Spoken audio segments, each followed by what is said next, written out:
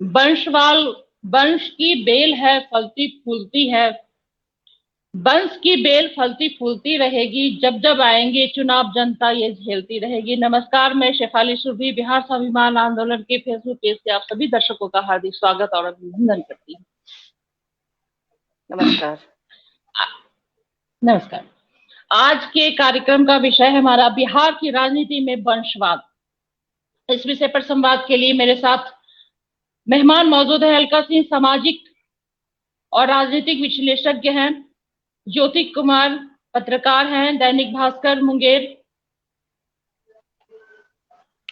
Vijay Kumar Srivastava senior reporter हैं, ETV Darbhanga से।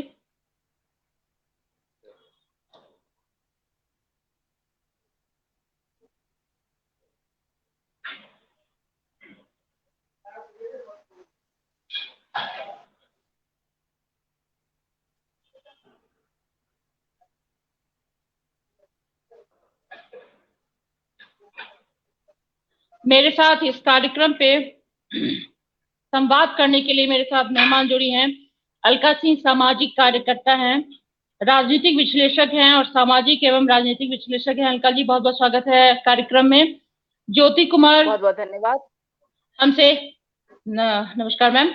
अभी मेरे साथ जुड़े हैं विजय कुमार श्रीवास्तव, सीनियर रिपोर्टर हैं, ईटीवी दरभंगा से। बहुत बहुत स्वागत है सर आपका कार्यक्रम में। अलका जी, बहुत बहुत स्वागत है आपका कार्यक्रम में। नमस्कार। नमस्कार। आज हमारा नमस्कार मैम। आज का हमारा विषय ही है जैसे राजनीति में वंशवाद। तो इस पे मैं आपके पास आऊंगी। अलका जी, मेरे साथ जुड़े हैं ज्योति सर। ज्योति कुमार पत्रकार हैं, दैनिक भास्कर मुंगेर। बहुत बहुत स्वागत है सर कार्यक्रम में आपका। जी जी, नमस्ते नमस्ते, नमस्कार। नमस्कार। हाँ नमस्कार। आज का कार्यक्रम का हमारा विषय ही है बिहार की राजनीति में वंशवाद। तो सबसे पहले मैं समझना चाहूंगी अलका मैम आपसे,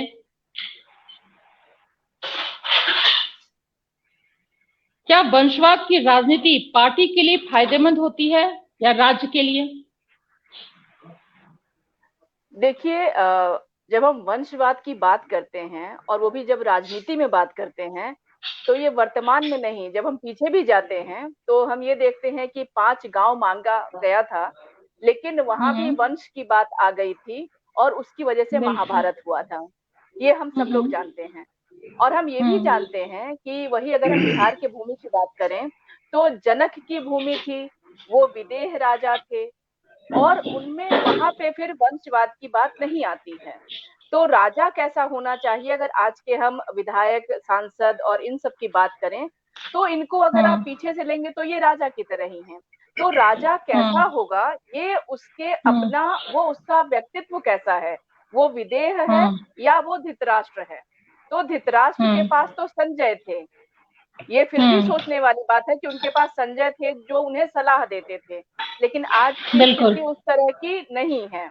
और अगर हम बिहार की ही नहीं, अगर पूरे भारत की भी बात करें, और वंशवाद जैसा कि आपने कहा, वंशवाद में ये भी है कि अगर समझ लीजिए उत्तराधिकारी, अगर वो अपने पिता, अगर उसके पिता राजनीति में है और पुत्र भी राजनीति में है और वो शुरू से उनके साथ लगा हुआ है, समझ लीजिए 20 वर्ष का जब वो है और उसे लगा कि नहीं मुझे राजनीति ही करनी है, तो अगर पिता उसे हर चीज बहुत अच्छे से सिखाता है, उसमें वो संस्कार हैं, तो इसमें ये नहीं है कि अगर वंशवाद है तो हम उसे उतना बुरा नहीं कहेंगे, क्योंकि अगर वो योग्य है, अगर वो समर्थ है, तो निश्चित रूप से वो राजनीति में आए। जैसा कि आजकल लोग कहते हैं कि भाई डॉक्टर का बेटा भी तो डॉक्टर बनता है, इंजीनियर का बेटा भी इंजीनियर बनता है, तो फिर एक नेता का बेटा नेता क्यों नहीं बनेगा। लेकिन वहां पे जैसा कि लोग भी कहते हैं कि वो इसलिए नहीं बनेगा क्योंकि डॉक्टर का बेटा डॉक्टर इसलिए बनता है कि वो एंट्रेंस एग्जाम देता है, इंजीनियर इसलिए बनता है कि वो एंट्रेंस एग्जाम देता है, अभिनेता में भी ऐसी कोई बात नहीं होती है, अभिनेत्रियों की भी ऐसी बात नहीं होती है। तो जैसे आप इतने बड़े महानायक के पुत्र को भी देखिए, अगर उनमें काबिलियत नहीं है तो जनता उसको नकार देती है।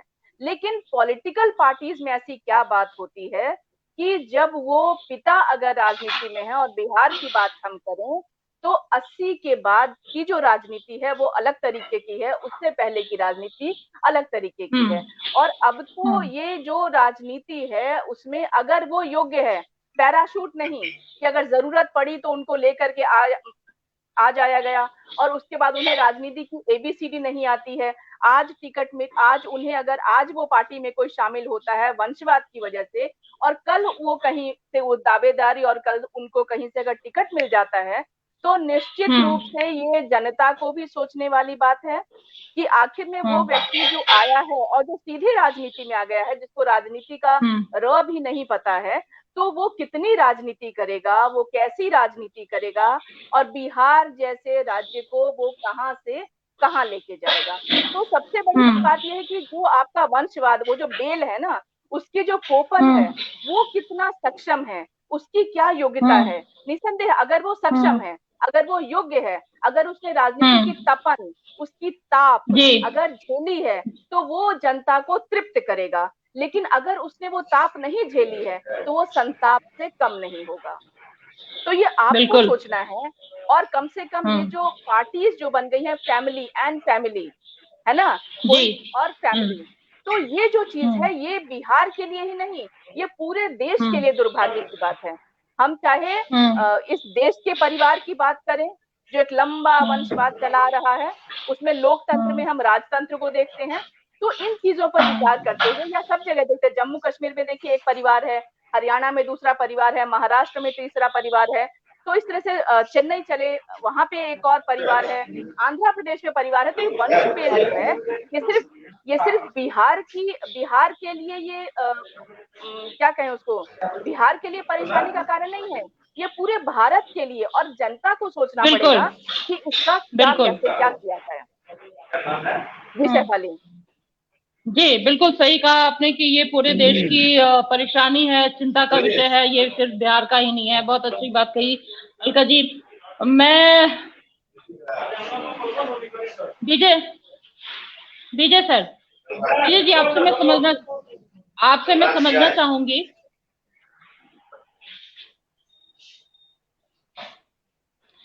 भारतीय राजनीति वंशवाद के क्या नासूर है? भारतीय राजनीति में वंशवाद क्या नासूर बन गया है या रहा है? देखिए, बिल्कुल ये नासूर की तरह ही दिखता है।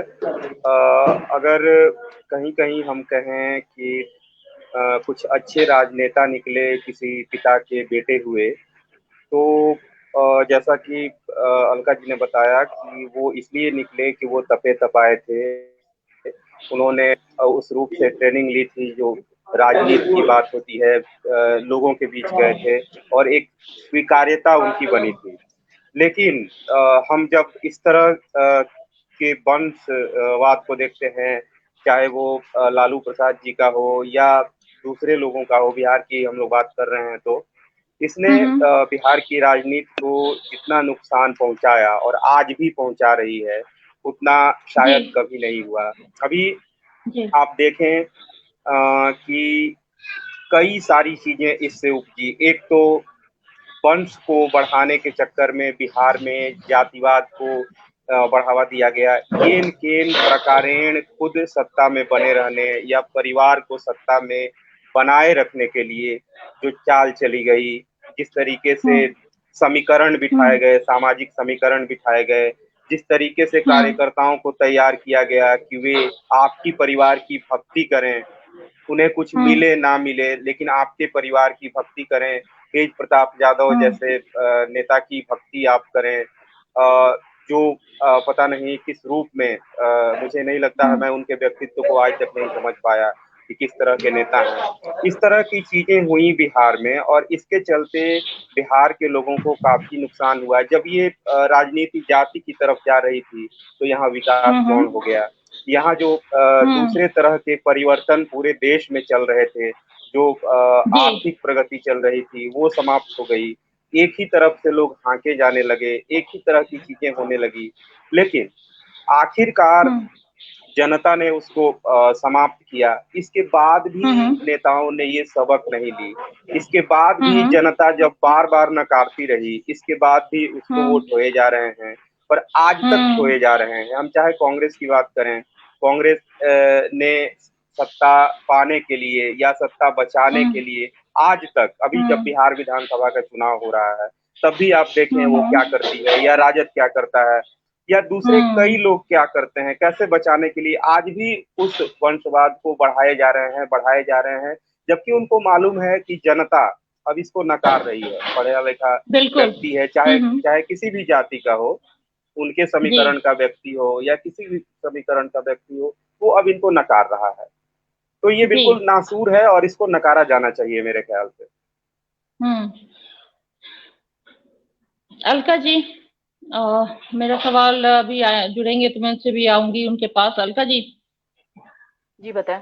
क्या नीतीश वंशवादी राजनीति को बढ़ावा देने के विरोध में रहे हैं? क्या कहेंगी?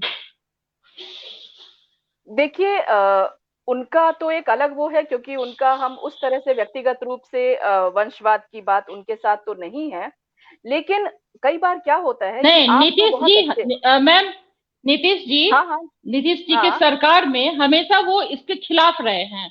इस पे मैं आपकी राय जानना चाहूंगी। नहीं, उसके वो व्यक्तिगत रूप से उसके खिलाफ रहे हैं, और अगर हम उनकी पार्टी की भी बात करें तो वो तो बात ठीक है। लेकिन कई बार ये होता है कि उससे अगर हम जरा पहले बात करें, जो उससे पहले का गठबंधन हुआ था, उसमें यह है कि आप निजी तौर पे, आप व्यक्तिगत तौर पे किसी चीज का अगर विरोध कर रहे हैं, खिलाफत कर रहे हैं, लेकिन जब आपको अगर मौका मिलता है, तो आप उसके अगर साथ हो जाते हैं, है ना, कई बार आप उसके साथ हो जाते हैं, जैसे आप आरजेडी के साथ हो जाते हैं, या इस तरह की जब बात आती है, या आप वहाँ पे मौन हो जाते हैं, तो फिर आप एक तरह से उसको मौन स्वीकृति देते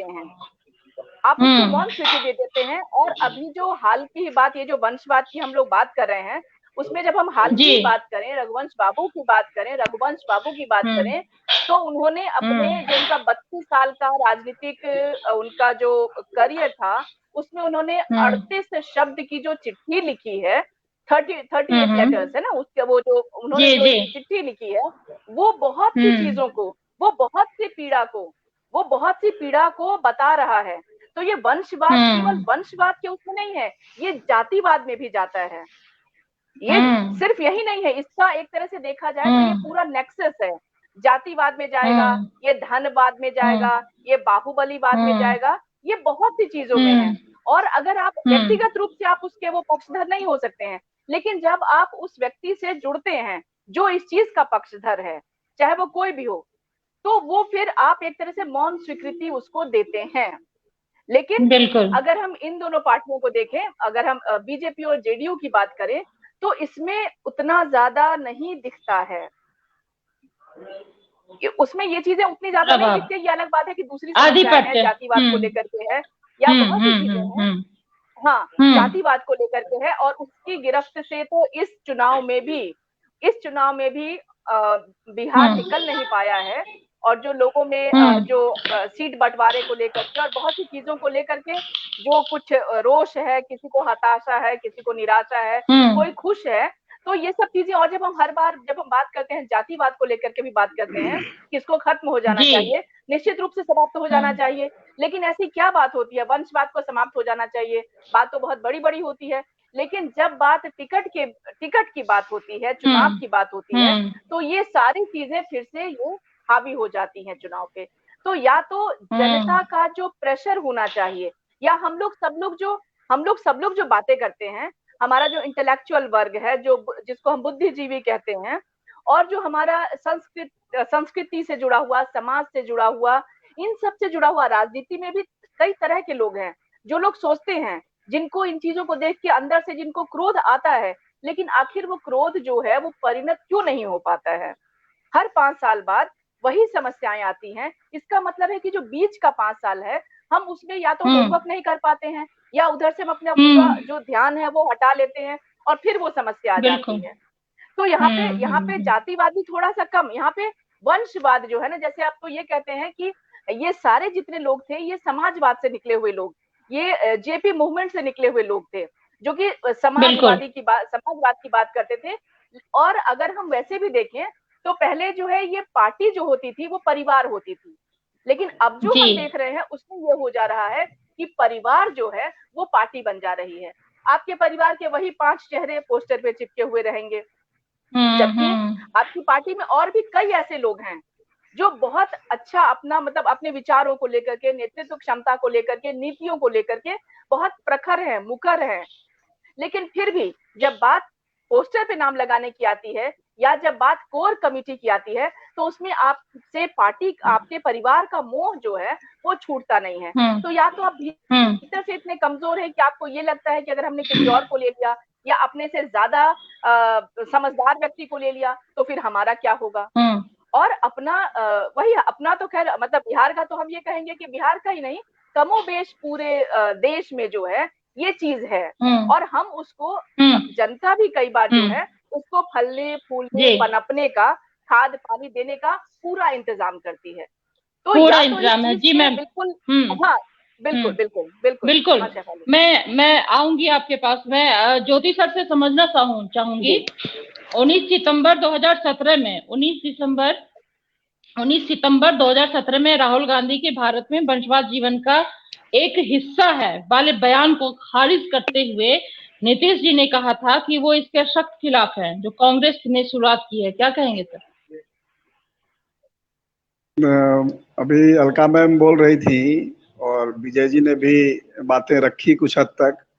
मैं सबसे जो मूल बात है वो है कि देखिए, अगर राजनीति को समझना है तो राजनीति जो है वो हृदय वृत्ति है, वो पेशा वृत्ति नहीं है।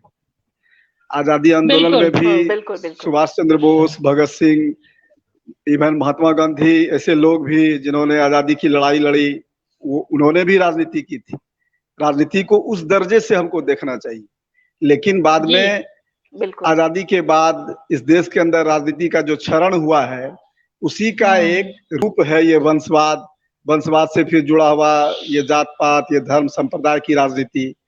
वास्तव में ये चूंकि अभी बिहार चुनाव सामने है और इसका एक हर सभी पार्टियों को अगर आप देखेंगे ये सभी पार्टियां इसकी शिकार हैं। ये ठीक है कि नीतीश जी ने अपने परिवार के किसी लोगों को राजनीति में नहीं बढ़ाया, लेकिन जब मांझी जी को उन्होंने फिर अपना उत्तराधिकार मजबूरी में अगर मांझी जी को सौंपा तो फिर जो है बाद में वो मान लीजिए कि फिर उनका एक सत्ता लोभ भी सामने आया।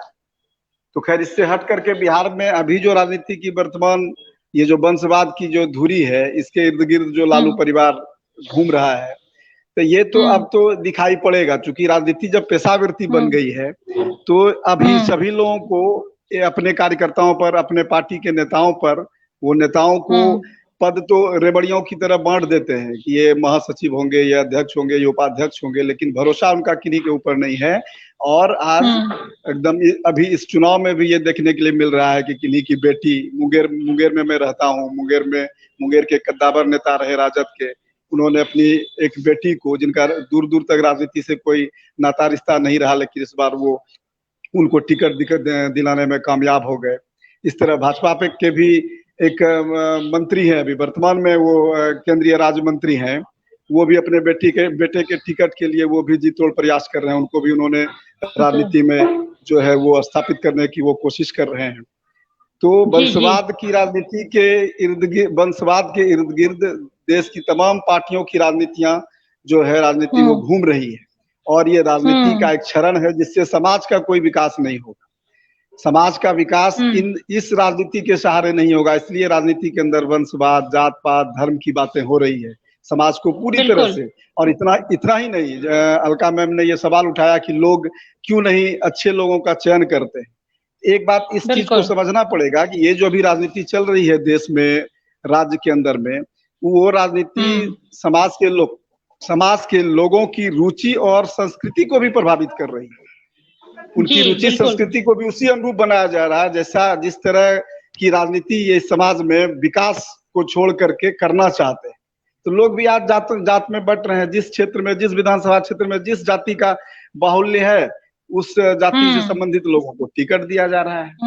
अभी तो ये देखिए खुलेआम बिहार में चर्चा है कि ये अभी लोजपा की जो राजनीति है वो अकेले लड़ना चाह रही है। इसमें जो है एक बड़ी पार्टी का एक गेम प्लान है अंदर ही अंदर, और वो पूरी तरह से जाति समीकरण पर केंद्रित है। और बहुत दिलचस्प चुनाव इस बार बिहार का होगा, जिसमें कि बहुत तरह का जो है गैर सैद्धांतिक जोड़ तोड़ देखने के लिए, अवसरवादी गठजोड़ देखने के लिए मिलेगा। और ये बहुत दिलचस्प होता है जब लगता है कि आज जो व्यक्ति भाजपा में है कल वो राजद में चला गया, तो उसके लिए भाजपा जो है वो सांप्रदायिक पार्टी हो गई, और राजद से निकल के वो भाजपा में चले आए तो वो जो है गैर सांप्रदायिक व्यक्ति हो गया। ये तो एक अद्भुत बड़ा जो है ये मिश्रण है, जिसमें आप किसी भी पार्टी के नीति और सिद्धांत का और व्यक्तित्व, हाँ बिल्कुल कुछ नहीं है, कोई नीति सिद्धांत नहीं है। ये अवसरवादी गठजोड़ है, अवसरवादी राजनीति जो वंशवाद के इसमें भी वो है, वो चल रही है, इर्द गिर्द घूम रही है। उसका एक एकदम बहुत ही सुंदर नमूना आप बिहार चुनाव में इस बार आप देख रहे हैं। और लगातार जो क्षरण हो रहा है इसका, ये राजनीति इस जगह पर यहाँ चली आई, जिसमें आज कोई मुद्दा बिहार चुनाव में शिक्षा मुद्दा नहीं है, बेरोजगारी मुद्दा नहीं है, स्वास्थ्य मुद्दा नहीं है। अभी हमारे यहाँ मुंगेर में इतना एशिया का सबसे बड़ा रेलवे, जमालपुर रेलवे वर्कशॉप है, वो मुद्दा नहीं है। वहाँ डीजल शॉप यहाँ बंद हो गया, डीजल शॉप यूनिट जहाँ 3000 से ऊपर कर्मचारी खटते थे वो बंद हो गया। वो चुनावी मुद्दा नहीं है, मुद्दा है कि किस जाति का वर्चस्व है, फलाने जाति का वर्चस्व, उसको टिकट दो। तो जाति के लोगों को इस तरह से जाति मोह में बांध दिया गया है कि वो तो उनको वोट देंगे ही, चाहे वो कारखाना बचा कि नहीं बचा, चाहे वो यहाँ इतना बड़ा सदर अस्पताल, उसमें वहाँ कोरोना जांच हो रहा है कि नहीं हो रहा है, वहाँ कोरोना संक्रमितों की का इलाज हो पा रहा है कि नहीं, कोई मुद्दा नहीं। राजनीति को इस जगह पर ले जाया गया, लोगों की रुचि संस्कृति को ले जाया गया।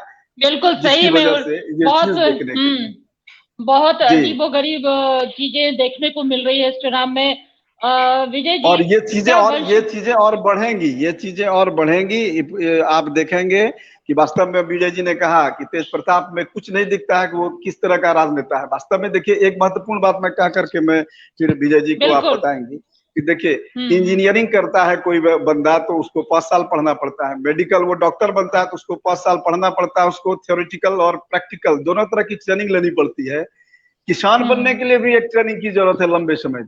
लेकिन एक बंदा जो राजनीति करेगा, जो समाज को चलाएगा, जिस समाज में हर तबके के लोग रहते हैं, हर तरह के लोग, उसके लिए कोई किसी ट्रेनिंग की जरूरत नहीं है, उसके लिए किसी तरह के संघर्ष और इसकी जरूरत नहीं है, किसी स्तर की जरूरत नहीं है। जो है क्रिकेट प्लेयर है उसको आप प्लांट कर दिए, वो आज राजनेता हो गया। कोई फिल्म में अपनी किस्मत आजमा रहा था, वो वहां सफल रहा, उसको आप यहाँ नेता के रूप में कर दिए और वो राष्ट्रीय पार्टी का राष्ट्रीय अध्यक्ष बना हुआ है। कोई डिग्री नहीं है, कोई पढ़ाई नहीं है, कोई संघर्ष नहीं है जनता के प्रति। हाँ जी, लेकिन वो नेता रहती है। हाँ बिल्कुल, उनकी कोई डिग्री नहीं है। बिल्कुल हाँ, तो ये चीज बहुत महत्वपूर्ण चीज है जिसको समझना पड़ेगा। बिल्कुल सही कह रहे हैं। मैं आऊंगी आपके पास फिर से। विजय जी से मैं समझना चाहूंगी क्या वंशवाद की राजनीति पार्टी के लिए फायदेमंद होती है या राज्य के लिए? विजय जी नहीं, ये किसी के लिए भी फायदेमंद नहीं होती है। पार्टी जिसको अब जैसे देखिए रघुवंश बाबू की चर्चा हो रही थी, अब्दुल बारी सिद्दीकी जैसे लोगों की चर्चा हो, इन लोगों ने लालू प्रसाद का अभी तक साथ निभाया है। तो हम ये भी जानना चाहेंगे, जैसा कि अलका जी बता रही थी कि रघुवंश बाबू का दर्द जाते जाते उन्होंने लिखा था, लेकिन सवाल ये उठता है कि अब्दुल बारी सिद्दीकी, रघुवंश प्रसाद सिंह, ये ऐसे नेता हैं जिन्होंने आखिर में ऐसा क्यों किया, या इस चीज को अभी तक जो जिंदा है सिद्दीकी जी वो क्यों बढ़ावा दे रहे हैं? जब ये लोग उस जेपी आंदोलन से आए थे जिसने जातिवाद पर प्रहार किया था, बिहार ही नहीं पूरे देश में, और बिहार को तो अभिमान है कि वो आंदोलन यहाँ से बिहार से शुरू हुआ था। ये सारे लोग उसकी उपज थे। कितनी बड़ी विडंबना है। माफी चाहूंगी विजय जी, इसी में ये बात भी मेरे मन में आ रही है कि आपने सिद्दीकी जी की बात की, तो कई वरिष्ठ नेता, मैंने ये आपसे पूछने का भी मन था, कई वरिष्ठ नेता जैसे अब्दुल बारी सिद्दीकी और रघुवंश प्रसाद सिंह भेंट चढ़ गए हैं वंशवाद राजनीति के। जी नहीं, भेंट क्यों चढ़ गए? अगर ये भेंट चढ़ गए, इनके पास हम एक दूसरी बात पर जाते हैं, अभी जातिवाद को छोड़ के वंशवाद पे आते हैं। क्या इनके पास रामविलास पासवान जैसी क्षमता नहीं थी? क्या इनके पास नीतीश कुमार जैसी क्षमता नहीं थी? क्या ये तो अच्छे व्यक्ति हैं, आज भी सभ्यशालीन माने जाते हैं। रघुवंश बाबू तकरीबन उसी खाटी अंदाज को दिखाते थे जो लालू जी का अंदाज था, लेकिन बिल्कुल डिफरेंट था कि इनमें एक ईमानदारी थी। कहा जाता है अक्खड़ बोलते थे, अपनी पार्टी की भी आलोचना करते थे। तो ये क्यों सेवक बने हुए हैं?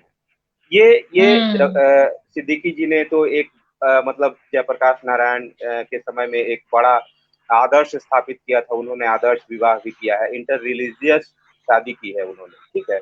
तो ये चीजें धरातल पर क्यों नहीं आई? ये समाज को जेपी के जाने के बाद ये इन्होंने समाज को क्यों नहीं दिया? राजनीति में जब ये लोग आए, बिहार की सत्ता इन्हें विरासत में मिली, तो फिर जब लालू में इनको बुराई लगी तो ये लालू को छोड़ करके शुद्ध राजनीति करने की तरफ क्यों नहीं बढ़े?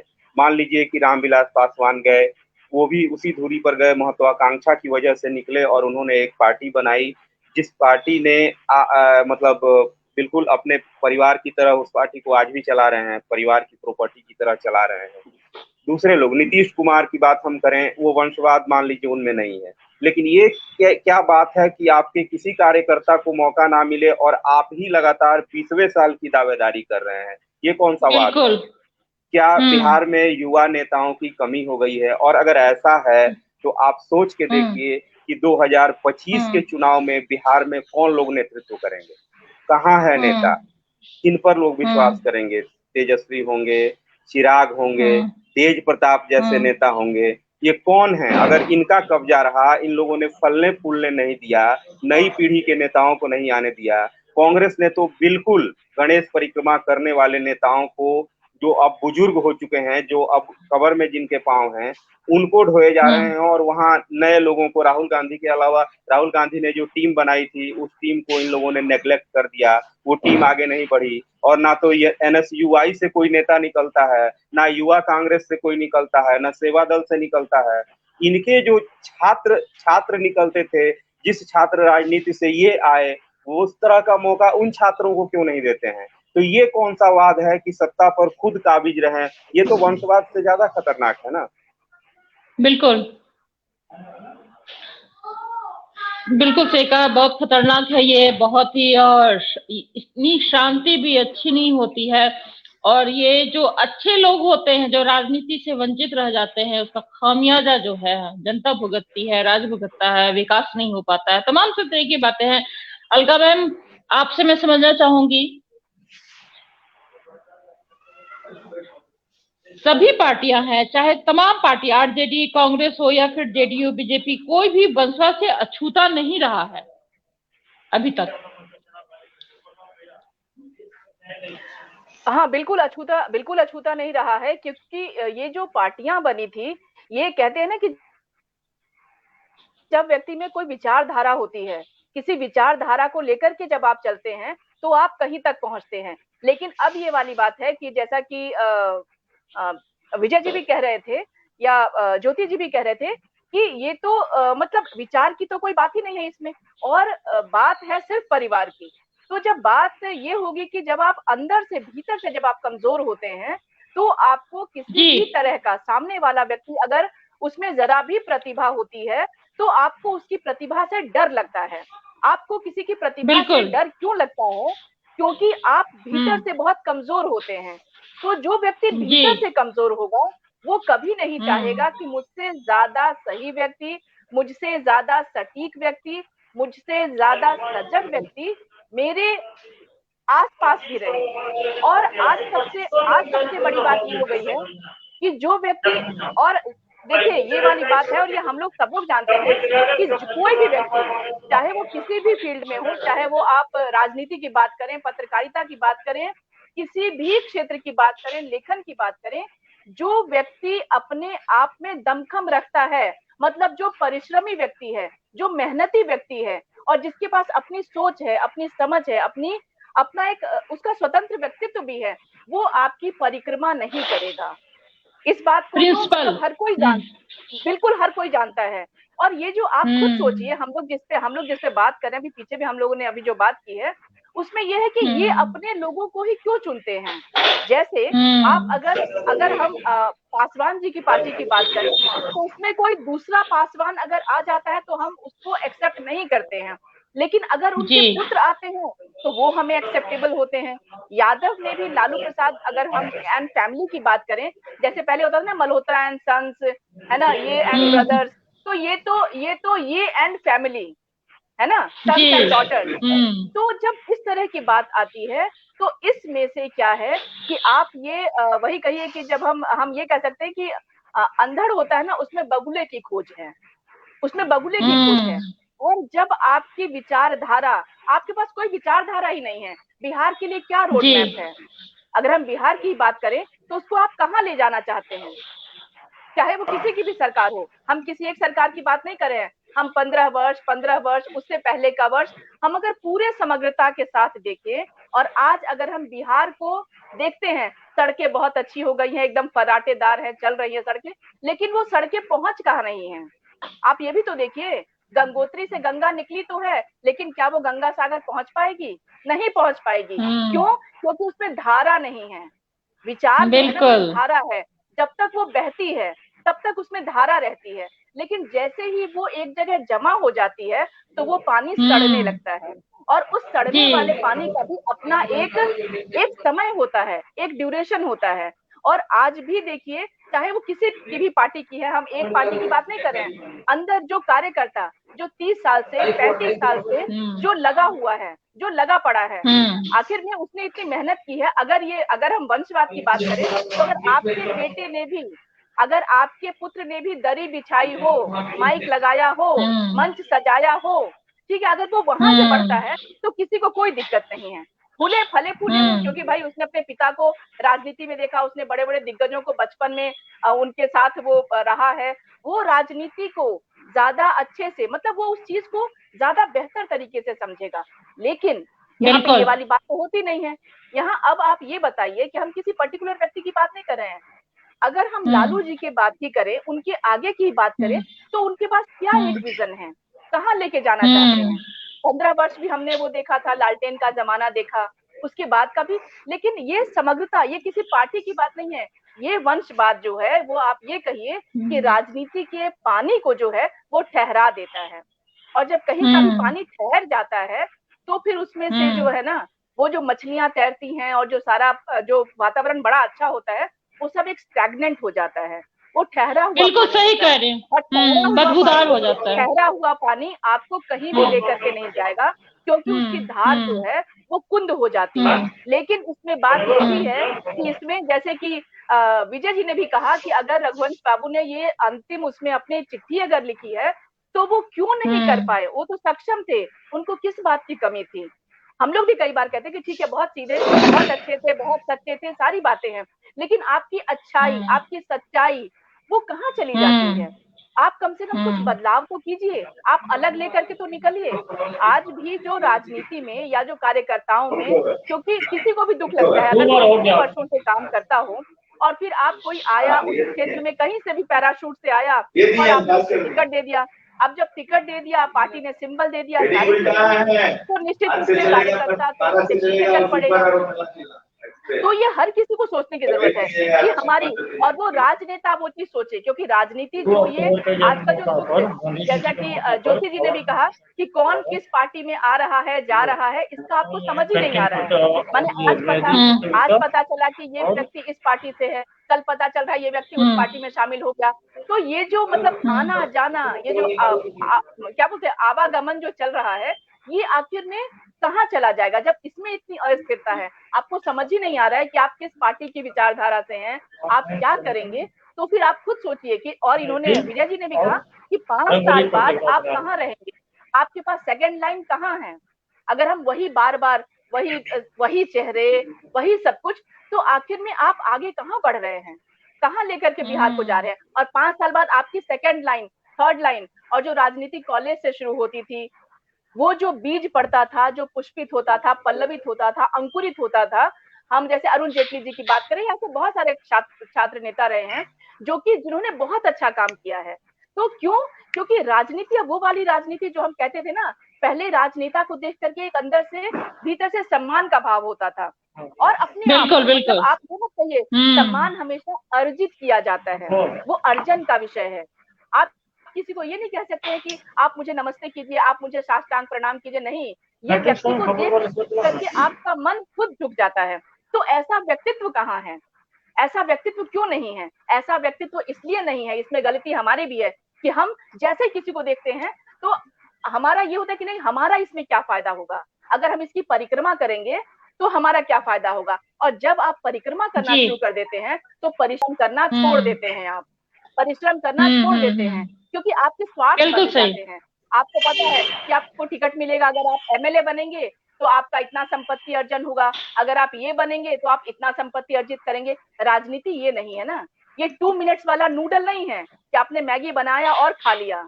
ये धीरे धीरे जितना पकेगी, और ये एक समय आएगा, 5 साल बाद समय आए, 10 साल बाद समय आए, लोग जागे, जब इसकी आप भयंकरता जिसे हम कहते हैं ना, कि जब ये चीजें एक, आप अगर बरगद का पेड़ लगाएंगे तो निश्चित रूप से लोगों के लिए वो छाया देगी और बहुत सी चीजें, पर्यावरण को बहुत लाभ होगा। लेकिन अगर आप बबूल ही बबूल लगा देंगे, बबूल ही बबूल लगा देंगे, तो आप बेचैन हो जाएंगे, आप बेचैन हो जाएंगे, आप कुंठित हो जाएंगे। और उस बेचैनी में से जो है ना, वो आज ना फूटेगी, कल फूटेगी, कल नहीं परसों होगी, क्योंकि आपको उसका मार्ग ढूंढना पड़ेगा। धारा बहुत देर तक, जो नदी है ना, वो अपना रास्ता ढूंढ लेगी, वो तटबंध को तोड़ देगी, और जब वो तटबंध टूटेंगे तो थोड़ा सा, वो कहते हैं ना, विनाश होता है सब चीजें, लेकिन उसके बाद फिर कुछ नया होता है। तो आप इस तरह से नहीं, और मतलब कई बार तो बिल्कुल नया, सारी चीजें, फिर भी क्या मजबूरी है, आखिर क्या मजबूरी है? तो राजनीति जब संपत्ति अर्जन, राजनीति जब सिर्फ सेवा भाव को तो छोड़ दीजिए, क्योंकि सेवा भाव हम लोग भी देखते हैं कि आप आज जो वोट मांगने आते हैं, कल आपको पहचानेंगे नहीं, तो सेवा भाव कहाँ है? तो सेवा को तो छोड़ दीजिए, ज्योति जी से, तो इसको तो आप छोड़ दीजिए। इसमें ये है कि हम अपना अपनाए नमः, अपनाए नमः, अपनाए नमः, अपना कितना हम अपने आप को लाखपति से लखपति, लखपति से करोड़पति, करोड़पति से अरबपति, और ये 000 कितना बढ़ता जाएगा, 7 पीढ़ियां, मतलब 7 पुष्ट इसमें राजनीति कर सके। बिल्कुल सही कह रहे हैं कि कितना, हाँ, हम एक धारा जब रुक जाती है तो वो बदबूदार होती है, उस धारा को, रुकी हुई धारा को, उसे बहना बहुत जरूरी है, और शिक्षा बहुत जरूरी होता है। और जो अच्छे लोग आते हैं, शिक्षित लोग आते हैं राजनीति में, तो इसका फायदा होता है हमारी जनता का, और राज्य का विकास होता है। हाँ, बोले। शिक्षा आप इसको, अच्छी शिक्षा वो तो ठीक है, वो तो शिक्षा वाली बात है कि आप शिक्षित हुए, आप डॉक्टर बन गए, आप शिक्षित हुए, आप इंजीनियर बन गए, लेकिन वो कैसी शिक्षा?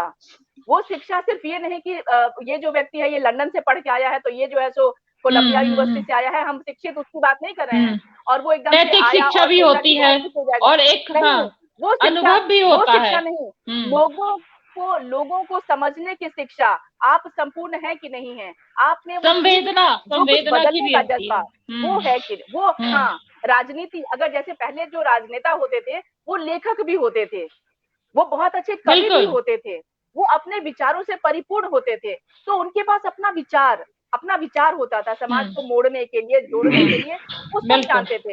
लेकिन आज जैसे जैसे आप शब्दों से दूर होंगे, आप संवेदना से दूर होंगे, तो निश्चित रूप से आपको सिर्फ और सिर्फ परिवार दिखेगा, और जब सिर्फ और सिर्फ परिवार के वही 5 चेहरे दिखेंगे, तो वो जो बिहार बनेगा वो मजदूर बिहार, मजबूर बिहार, और आप जो भी कह रहे हैं उस तरह का बिहार बनेगा वो।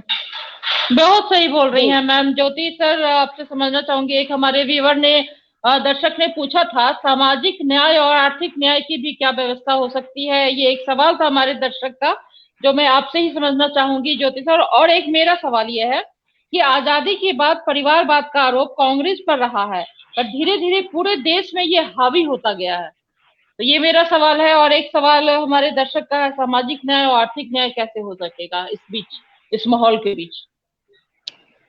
बिल्कुल, इन्होंने, मैंने, अलका मैम ने अभी जो बातें रखी है विस्तार से, उन्होंने भी इस चीज को समझाने की कोशिश की है, लेकिन हम मूल चीजों को ना भूलें। आजादी के बाद जो राजनीति इस देश में चली, वो राजनीति कहीं भी, ज्योति सर, क्षमा चाहती हूँ, एक दर्शक का सवाल था, इसको थोड़ा आप टिप्पणी कीजिए। सामाजिक न्याय और आर्थिक न्याय की। हाँ ठीक, मैं आ रहा हूँ जी। हाँ, तो वो आजादी के बाद से ही जो राजनीतिक धारा चली, जिस धारा की बात अलका मैम ने भी कही, उस धारा से इस देश का विकास नहीं हुआ किसी भी क्षेत्र में, चाहे शिक्षा, संस्कृति, आर्थिक, सामाजिक, हर क्षेत्र में समाज पिछड़ा है। हमारे इस देश में भले ही आज हम गर्व करते हैं इस देश का विकास, मतलब अंबानी एशिया के 4 बड़े अमीरों में से हैं, हमारे देश के कुछ पूंजीपति विश्व के कई मतलब 1 to 20 में है। ये इस देश का विकास हुआ है, लेकिन आम लोग निरंतर हाशिए पर ही जाते रहे। आज सामाजिक आर्थिक न्याय कैसे मिलेगा जिस देश में 80% लोग 20 रुपये भी प्रतिदिन नहीं कमाते हैं? उसमें आर्थिक न्याय, सामाजिक न्याय के साथ आर्थिक न्याय की बात कहां से होगी? मुद्दा आज की राजनीति से गौन है, और राजनीति में वंशवाद एक कमजोरी है। ये उत्तरोत्तर इस तरह से ही होता रहा है। जब वास्तव में वो विजय जी ने भी उठाया कि आज छात्र और युवा नहीं आ रहे हैं, क्यों नहीं आ रहे हैं? अगर मौलिक सवाल आप ढूंढेंगे तो आज नई शिक्षा नीति आई।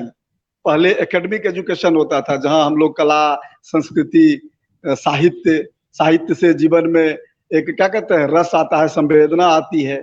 आज उन चीजों के बदले आज वोकेशनल एजुकेशन को बढ़ावा दिया जा रहा है। कैसे ये शिक्षा आज के युवाओं को भगत सिंह और सुभाष बोस के रास्ते ले जाएगी, गांधी जी के रास्ते ले जाएगी, उस तरह के चरित्रवान राजनीतिज्ञ के रास्ते ले जाएगी। आज इन चीजों को, आज प्रेमचंद का साहित्य हमको पढ़ने नहीं मिलता है, शरदचंद का साहित्य पढ़ने नहीं मिलता है। हम पढ़ते हैं दूसरी चीजों को, जिन चीजों को पढ़ करके हमारा दिमाग रोबोट की तरह काम कर सकता है, रोबोट की तरह। हम एक संवेदनशील व्यक्ति की तरह समाज और देश के प्रति नहीं सोच सकते। ये एक मौलिक सवाल, और इन मौलिक सवाल को अगर हम नहीं पकड़े तो जितनी भी हम इन चीजों की कि ये जात पात, ये वंशवाद, ये तमाम तरह की बातें हैं, ये राजनीति में ये अवश्यंभावी है, ये होना ही है, ये और क्षरण देखने के लिए मिलेगा, और ये समाज के लोगों की रुचि संस्कृति को भी प्रभावित कर रहा है। वो उस तरह के ही लोगों का चयन भी करेंगे। आज बिहार में किसकी सरकार बनेगी, किस तरह के लोग आएंगे? बहुत बड़ी बड़ी बात कर ले वर्तमान मुख्यमंत्री, लेकिन ये बात तो ठीक कहा विजय जी ने, वो सत्ता मोह से कहाँ मुक्त हो पाए। कई नेता उनके दल में भी काबिल हो सकते हैं, कई युवा काबिल हो सकते हैं। आज भी आप देखें, सब लोगों ने अपराधियों को टिकट दिया है, कई अपराधी कई दलों से लड़ रहे हैं, भले ही आलोचना दूसरे की कर लें। कई रेपिस्ट की पत्नियों को टिकट दिया गया है। तो ये आजादी के बाद की राजनीति का यही हाल है, और इस राजनीति से समाज का भला नहीं होने वाला है, समाज का विकास नहीं होने वाला है। बिहार और पिछड़ता चला जाएगा, उद्योग धंधे समाप्त होते चले जाएंगे, शिक्षा संस्कृति खत्म होती चली जाएगी, एकेडमिक शिक्षा पूरी तरह से खत्म हो जाएगा। और दूसरे तरफ ये जो सामाजिक न्याय के साथ आर्थिक न्याय की बातें, ये सब जो है ये घोषणा पत्र में, पर्चे में, इन सब चीजों में अच्छा लगता है, लेकिन वो ये समझ भी उनके पास नहीं है, और ये रास्ता भी उन्हें नहीं पता है कि ये सामाजिक न्याय के साथ आर्थिक न्याय कैसे मिलेगा लोग। ये सारी नीतियां जो इस देश के अंदर बन रही है, संसद में, विधानसभा में, वो है ही कुछ मुट्ठी भर लोगों के लिए, जिनको हर तरह की सुविधा मिल रही है इस देश के अंदर में, उनकी संपत्ति बढ़ रही है, उनका विकास हो रहा है। लेकिन आज गांव में आप जाकर के देखेंगे, झारखंड में देखें, बिहार में देखें, आज भी लोग खाने के लिए तरस रहे हैं, अन्न के लिए तरस रहे हैं। उनको अच्छा स्कूल में अवसर नहीं है, उनको अस्पताल में अवसर नहीं है। कैसे आर्थिक न्याय उनको मिलेगा? ये संभव नहीं है। इस तरह की राजनीति से ये संभव नहीं है, और इनका वो मकसद भी नहीं है। ये तो लोगों को हर तरह से जो है वो पिछड़ा बना के रखना चाहते हैं। पिछड़ा मतलब पिछड़ी जाति नहीं, वो मानसिक रूप में पिछड़े रहेंगे, सांस्कृतिक रूप में पिछड़े रहेंगे। तभी इस तरह के, जब नगरी अंधेर रहती है, नगरी में अंधेरा रहता है, तभी हम लोग चौपट राजा का चयन करते हैं, तभी चौपट राजा वहां राज करता है। तो इसी तरह का परिवेश बना है कि इस राजनीति के अंदर ये प्रयास चल रहा है, और उसी का जो है हम लोग प्रतिफलन के तौर पर हम इन चीजों को देख रहे हैं। यही होगा आज बिहार की राजनीति को तय करेंगे वही वंशवाद से उपजे हुए ये जो लड़के हैं, जिनका राजनीति से कहीं दूर दूर तक कोई सरोकार और वास्ता नहीं रहा। क्या है उनकी जिंदगी, आप देखें, उनकी जिंदगी को अगर कोई ऐसे भी ये उलट बना देखे तो लगेगा कि वास्तव में ये कहाँ ले जाएंगे लोग। आज उसकी चर्चा नहीं होती, लेकिन इस तरह से उनको प्रोजेक्ट किया जा रहा है। माफ करेंगे, मीडिया के द्वारा भी, आज तो नेता मीडिया के द्वारा भी बनाया जाता है। मैं मीडिया से जुड़ा हुआ हूँ, ये बात कहने से मुझे कोई परहेज नहीं है। आज नेता जो है देश का मीडिया वर्ग तय, हाँ कोई गुरेज नहीं, ये तय करता है। अचानक प्रोजेक्ट कर दिए जाते हैं, फलाना मुख्यमंत्री की दौड़ में सबसे आगे, फलाना प्रधानमंत्री की दौड़ में सबसे आगे, और हम उनको चुनने के लिए वो उस भीड़ में शामिल हो जाते हैं। हम तो अपनी रुचि के अनुसार, अपनी जरूरत के अनुसार, काबिलियत के अनुसार तो हम प्रतिनिधि का चयन कर नहीं पाते हैं। आज मीडिया में तो यही प्रोजेक्ट किया जा रहा है, फलाना कुमार, फलाना यादव, फलाना पासवान, फलाना ये, इस तरह से हमारे पास अपना चयन का स्कोप कहाँ बचता है। तो मीडिया भी आज इसी भूमिका में, इन चीजों को हमको समझ। एक विवर ने ये सवाल पूछ रहे हैं, सामाजिक न्याय के साथ आर्थिक न्याय की भी जरूरत है, आवश्यकता है इस परिवेश में, क्या कहेंगे सर आप ही से? हाँ वो तो है जी जी, वो है, लेकिन इस तरह की राजनीति में इसका कोई स्कोप नहीं है, ये संभव नहीं। हाँ, कैसे होगा तो कोई ये सब, तो उसके लिए इस व्यवस्था को, जो व्यवस्था अभी चल रही है, उस व्यवस्था को हमको मैंने जो है बदलने के लिए सोचना पड़ेगा। सामाजिक परिवेश को हमको जो है बदलना पड़ेगा। हमको उन लोगों को सामने आदर्श के रूप में राजनीति में स्थापित करना पड़ेगा, जो वास्तव में उच्च दर्जे की राजनीति करके समाज के लिए संघर्ष किए, बहुत कुछ दे के गए, उनको समाज में मॉडल बनाना पड़ेगा। गांधी जी मॉडल बनेंगे, नेताजी सुभाष चंद्र बोस मॉडल बनेंगे, ये राजनीतिक मॉडल हमारे होंगे, तभी हम वास्तव में इन चीजों को बदल। इन नेताओं को मॉडल बनाने से वास्तव में कल अगर हमको भी चीफ मिनिस्टर बना दिया जाए, हम भी कल अपने बच्चों को फिर आगे प्रोजेक्ट करें। हमारे राजेंद्र बाबू और शास्त्री जी जैसे नेता बिरले हो गए हैं। ऐसा जो निखरा हुआ, धुला और साफ सुथरी छवि वाला व्यक्तित्व जो नेता सिर्फ इसलिए नहीं बन जाता था कि सत्ता सुख उसे मिले। और बहुत अच्छी बात कही सर आपने, ज्योति सर, कि इसके लिए तो बहुत ही गंभीरता की आवश्यकता है। सही कहा सर आपने।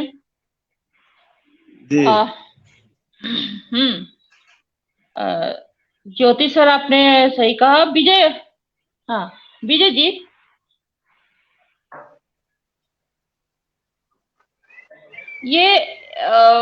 ये बात मेरे जदयू के कई नेताओं ने वंशवादी राजनीति के खिलाफ पार्टी के चुनाव में अभियान को नुकसान पहुंचाने में कोई कसर नहीं छोड़ी थी। ये 2009 की बात है। 18 में से 13 सीटों पर एनडीए की हार हुई थी। क्या कहेंगे? नहीं, ऐसे कौन से नेता थे जिन्होंने जातिवाद के खिलाफ उस चुनाव में काम किया था, तो मुझे नहीं पता है कि ऐसे कौन से नेता थे। एनडीए की हार उस समय क्यों हुई थी? वो सिर्फ इसलिए हुई थी कि इन्होंने नीतीश कुमार ने एक बदल लिया, अपना जो पाला स्टैंड बदल लिया।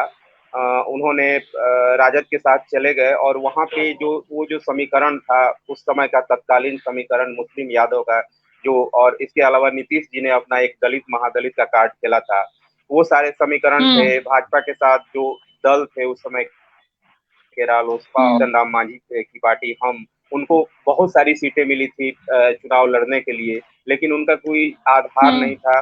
इस वजह से वो समीकरण बिगड़ा था उस समय का एनडीए का, और उस समय वो सत्ता से बाहर हो गई थी। लेकिन उसी नीतीश ने जो वो काम किया था, जो उनके साथ गए थे, वही उनका टर्निंग पॉइंट था। नीतीश 2000 सर माफी चाहूंगी, 2009 में 18 विधानसभा सीटों के लिए उपचुनाव हुए थे। नीतीश ने तमाम दबाव के बाद भी जदयू नेताओं और सांसदों के रिश्तेदारों को टिकट देने से इनकार किया था। जी एक ये स्टैंड आप कहेंगे कि इस तरह का था, ये बस हमको लगता है कि ऊपर से चीजें दिखती हैं। उसी दौर की बात है कि नीतीश कुमार जी शहाबुद्दीन की पत्नी से मिलने चले गए थे, और भी कई बाहुबली जो जेल में बंद थे उनको मनुहार करने चले गए थे। तो ये और हम जो बता रहे हैं कि ये जो 2015 का चुनाव था वो नीतीश कुमार के लिए टर्निंग पॉइंट था। इनकी छवि को जबरदस्त धक्का लगा था, और उसके बाद से बिहार के लोगों को ये समझ में आया कि नीतीश कुमार सत्ता के लिए कहीं भी जा सकते हैं, कुछ भी कर सकते हैं, किसी से हाथ मिला सकते हैं। एक छोटी सी बात हम ये अपनी तरफ से कहना चाहेंगे। जब हम लोग वंशवाद की बात करते हैं तो हम गांधी जी के पोते थे, राजमोहन गांधी राजनीति में रहे। भीमराव अंबेडकर के रिलेटिव हैं प्रकाश अंबेडकर, वो रहे। शास्त्री जी के, लाल बहादुर शास्त्री जी के बेटे रहे अनिल शास्त्री, सुनील शास्त्री, वो रहे। पूर्व प्रधानमंत्री स्वर्गीय चंद्रशेखर के बेटे हैं नीरज शेखर, रामनाथ ठाकुर कर्पूरी ठाकुर के बेटे हैं। क्या इन बड़े लोगों के पुत्रों को हम क्या इस राजनीति में पाते हैं जो लालू जी ने किया, जो कांग्रेस के लोगों ने किया, जो रामविलास पासवान के परिवार ने जो किया या उन्होंने जो किया। हम ये छोटी सी टिप्पणी, जीतन राम मांझी जी तो बिल्कुल अभी समधन को उन्होंने टिकट दिया, बेटे को दामाद को टिकट दिया है, तो ये समधन और ससुराल पार्टी इस तरीके से, और ये भी कहा जा रहा है कि एक भी सीट उनको आएगी नहीं। तो हम ये कहना चाहते हैं कि नीरज शेखर, सुनील शास्त्री, अनिल शास्त्री, प्रकाश अम्बेडकर, ऐसे लोग हमारे आदर्श क्यों नहीं? इन्होंने ये चूंकि अपने परिवार को लेकर आगे नहीं बढ़े, इन्होंने अपने पिता, अपने दादा के आदर्श को लेकर राजनीति अपनाई, राजनीति का रास्ता अख्तियार किया, इसलिए आज की राजनीति में ये गौण है। इनको कभी कोई राजनीतिक पार्टी कहती है कि हम आपको राष्ट्रपति के बनाने का उम्मीदवार बना देते हैं, ये तमाम चीजें करते हैं। तो ऐसे लोग आदर्श बन के क्यों नहीं आए? और हम तो ये भी कहेंगे कि ऐसे लोग अगर आए, ये नेता पुत्र थे जो समाज को नई दिशा दे सकते थे। मुझे लगता है कि ये नेता पुत्र जो हैं वो समाज को उस तरह की सक्रिय राजनीति में दिशा देने में इंटरेस्टेड नहीं रहे। रामनाथ ठाकुर जी अभी भी हैं, वो जदयू के नेता हैं, रहमो करम पर हैं। क्या वो कर्पूरी ठाकुर की विचारधारा को लेकर आगे नहीं बढ़ सकते थे? क्या इस वंशवाद पर, लालू प्रसाद के वंशवाद पर, या नीतीश कुमार जो करते हैं जातिवाद, उस पर हमला नहीं कर सकते थे? मेरा इन सारे लोगों से पूछना है, ये आदर्श हो सकते थे, इन्होंने ऐसा क्यों नहीं किया? क्या ये नई पीढ़ी को लेके आगे नहीं बढ़ सकते थे? और आज भी मुझे लगता है कि जो लोग भी इस राजनीति में कोई अच्छा व्यक्ति आना चाहता है। एक और बात हुई थी, जैसा ज्योति सर बता रहे थे कि कोई अपने आप को सीएम कैंडिडेट उम्मीदवार, सीएम उम्मीदवार बता देता है। यही की तो लड़की है पुष्पम प्रिया चौधरी दरभंगा की, जिसने अपने आप को सीएम कैंडिडेट बताया, और जो अखबारों की बात कर रहे थे ज्योति जी की, बड़े बड़े पुष्पम प्रिया चौधरी की तस्वीर छापी। आज की तारीख में विनोद चौधरी जो उनके पिता हैं, यहाँ के दरभंगा स्नातक निर्वाचन क्षेत्र के पूर्व एमएलसी हैं, उनको नीतीश ने हटाया, तो उन्होंने कहा कि मैं बेटी को मुख्यमंत्री बनाने के लिए प्रचार करूंगा। उन्हीं के भाई जेडीयू के जिलाध्यक्ष हैं, जो टिकट जिन्हें मिला है, जो बेनीपुर से चुनाव लड़ेंगे जेडीयू के टिकट पर। ये सारी चीजें नीतीश कुमार, अगर सही कहा अलका जी ने कि अगर नीतीश कुमार खुद वंशवाद नहीं करते हैं, तो जीतन राम मांझी जैसे लोगों को क्यों लाते हैं? लालू प्रसाद से क्यों टैग होते हैं? ये कौन सा? हमको तो लगता है कि नीतीश कुमार के परिवार में उस तरह का कोई है ही नहीं तो ये भी वंशवाद को आगे बढ़ाते, ये भी वही काम करते। इनके पास कोई ऑप्शन नहीं है, तो ये खुद ही सत्ता पर काबिज हैं, और जब तक मरते नहीं तब तक मुझे लगता है कि काबिज रहना चाहते हैं। ये सारे के सारे नेता कौन सा आदर्श मेरे पास कौन सा आदर्श दे रहे हैं? बिल्कुल सही कर रहे हैं अभी जैसे। और चलते चलते मेरा प्रोग्राम समय हो रहा है। मैम बहुत संक्षेप में एक लाइन में आपसे समझना चाहूंगी। अभी ये विजय सर कह रहे थे कि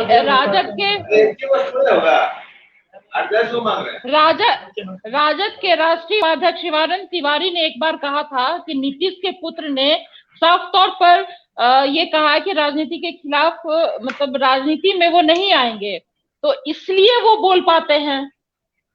मैम बहुत संक्षेप में। देखिए, सबसे बड़ी बात तो ये है। हेलो, आवाज आ रही है? जी मैं सुन रही हूँ। बिल्कुल बिल्कुल। हाँ, सबसे बड़ी बात तो ये है कि जो आप आदर्श की बात करते हैं, तो आदर्श भी कई तरह के होते हैं। एक तो जैसे हम कहते हैं ना कि जब हम मूर्ति की पूजा करते हैं, तो वो मूर्ति सबसे पहले देखा जाता है कि मूर्ति खंडित ना हो। लेकिन आज हमारे पास क्या है कि खंडित आदर्श बहुत ज्यादा है।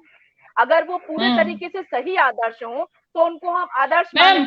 और फिर बात ये है कि अगर हमने अलका जी माफी चाहूंगी, ये राजद के राष्ट्रीय उपाध्यक्ष शिवानंद तिवारी का एक बार इन्होंने कहा था कि नीतीश जी के पुत्र ने साफ तौर पे मना कर दिया है राजनीति में आने से। बिल्कुल, इसलिए अगर उन्होंने ये बात कही है तो निश्चित रूप से उनको ज्यादा जानकारी होगी, और उन लोगों को सब चीजों की जानकारी उस तरह से होती है अंदर की क्या बातें हैं। तो हो सकता है कि अगर उन्होंने ये बात कही हो, ये इसलिए निश्चिंत है कि भाई हमारा तो, हम तो वंशवाद की बात करते नहीं है। लेकिन वही बात है कि अगर आप वंशवाद की बात नहीं करते हैं तो आप वंशवाद को सपोर्ट भी मत कीजिए ना, क्योंकि अगर मैं उसकी बात नहीं करती हूँ तो मुझे उसके साथ खड़ा भी नहीं होना चाहिए। तो आप अगर वो नेता ढूंढिए ना। और अब तो ये वही वाली बात है कि जब समय बदल रहा है, सारी चीजें ग्लैमराइज हो जा रही हैं और पॉलिटिक्स भी एक फैशन बन गया है। तो जब ये पैशन की बात होती थी, राजनीति जो थी वो पैशन थी। लेकिन आज के समय में, आज जब हम 2020 की बात कर रहे हैं, तो राजनीति फैशन हो गई है। कोई व्यक्ति कहीं से आता है मुख्यमंत्री बनने के लिए, कोई व्यक्ति कहीं से आ जाता है एमएलए बनने के लिए। तो पैशन चाहिए। राजनीति को पैशन मत बनाइए। पैशन बनाएंगे तो हमेशा ये बदलता रहेगा। वो कहते हैं ना कि कभी स्लीवलेस का जमाना, कभी फुल स्लीव का जमाना। उस तरह से नहीं, एक आदर्श तो हो, ये तो हो कि क्या करना है क्या नहीं करना है, डूज एंड डोंट्स तैयार कीजिए। और सबसे बड़ी भूमिका इसमें, आप किसी और के पास मत जाइए, जनता को, क्योंकि वो निदा फाजली के शब्द है ना कि तू भी अपने खेत में, मुझको भी था काम, और हम दोनों के बीच का राजा पड़ गया नाम। तो आप भी तो सजग होइए, हम सब सजग हों। अगर हमें कोई चीज सही नहीं लगती है, कैसे हो सकता है कि सारी चीजें जब इस तरह से चल रही हों और आप चुपचाप बैठे हुए हों? इसका मतलब आप भी उतने ही दोषी हैं। तो ये पूरे तरीके से आमूल परिवर्तन की जरूरत है बिहार में। वो परिवर्तन चाहे आज हो, चाहे वो कल हो, लेकिन हम ये बैठ करके आप अगर सिर्फ देखते हैं तो हम भी उतने ही दोषी हैं कि हम वो चीज देख रहे हैं। अगर हम वो चीज देख रहे हैं, इसका मतलब है, और मूक दर्शक अगर है, हम ड्राइंग रूम में चर्चा कर देते हैं, टेलीविजन के रिमोट को बंद कर देते हैं, अपना गुस्सा चैनलों पर निकाल देते हैं।